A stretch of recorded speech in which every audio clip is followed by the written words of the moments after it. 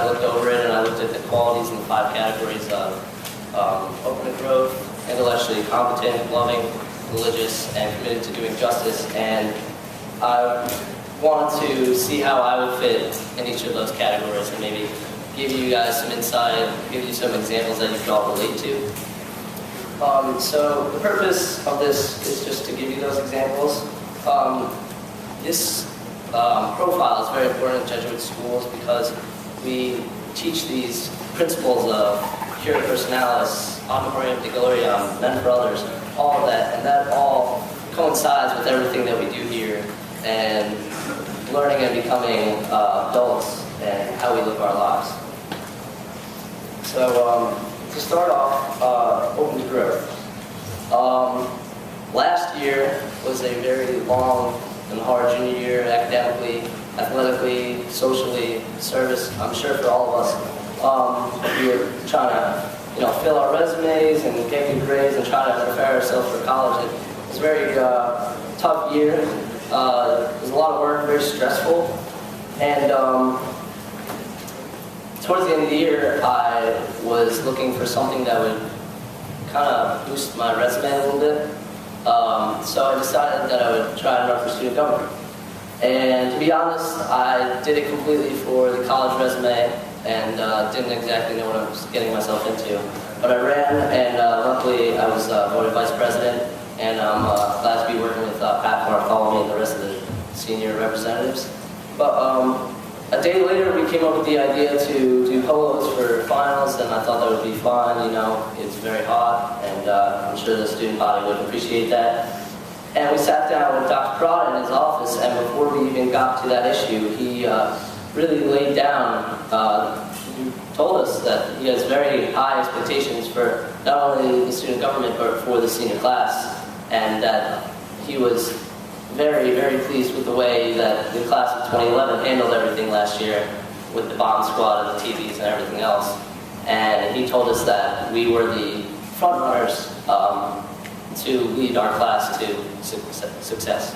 So after that happened, I realized that this wasn't just about being a part of student government so I could go to, have a nicer resume or go to a better college. It was to really instill myself as a leader within this prep community and show you guys how we do things and how we can better ourselves and bring out the best in each other and ultimately have a successful year.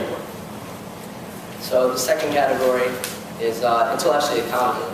And I wasn't sure, last year I worked very hard, got my highest GPA that I've had since I've been at prep, and I was very pleased with that. But I was trying to think of an example, and I had Mr. Stockdale for 3 years. He's a very tough teacher. He's a great man. He taught me a lot. He's very kind to me.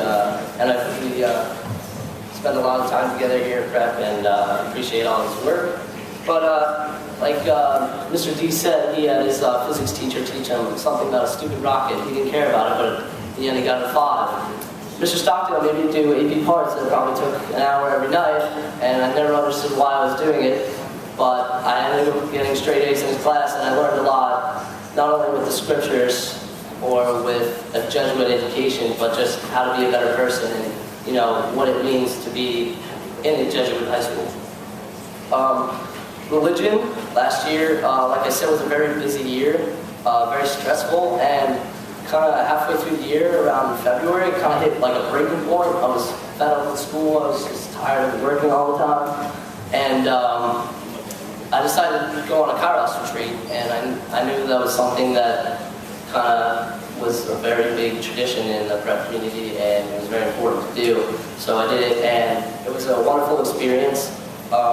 It allowed me to just kind of look over everything that I've done and who I am and why I'm here at Fairfield Prep and see how all you guys have developed. And it allowed me just to take a break from all that, and it was a very positive experience, and I feel like that allowed me to grow religiously. As far as loving goes, we all know about the passing of Ryan Brennan last year, and it was a very tough time, but going to the wake and the funeral and talking to you guys in the hallway about it, you could easily get that sense of loving in this community. You know, I had never even talked to Ryan Grad before in my life, but I was there at his wake, at his funeral, and that was the case with many of you out there, not knowing him, but still wanting to be there for support. And I really got a sense of that love. As far as being committed to justice, that was a part of also being a member of student government.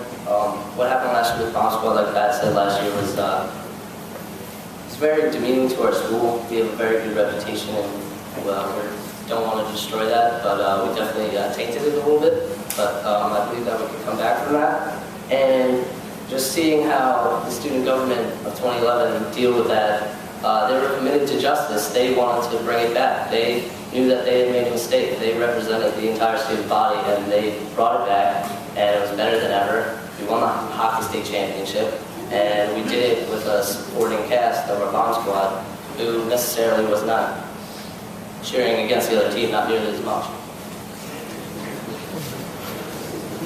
So, those are the examples that I have for you. Going into the senior year, when I was looking over the Grad profile, it kind of explained us as a threshold person, somebody who's ready to move on in their lives and go on to bigger and better things, but kind of cautious about it and not sure if they're quite ready. So I just, after a long junior year and doing all of that, I'm really excited to be working with you guys. I just encourage everybody. It's going to be a long year, like Dr. Grad said, service, academics, recommendations, essays, all of that. And just to do your best and kind of stick your nose in it and just let God guide you to where He wants you to go. It'll all work out in the end. You know, there's going to be ups and downs and stuff like that. But some advice would just to be easy on yourself. Don't stress yourself out too much. You got to take a break here and there, just kind of take a breather. That was kind of like Kairos for me.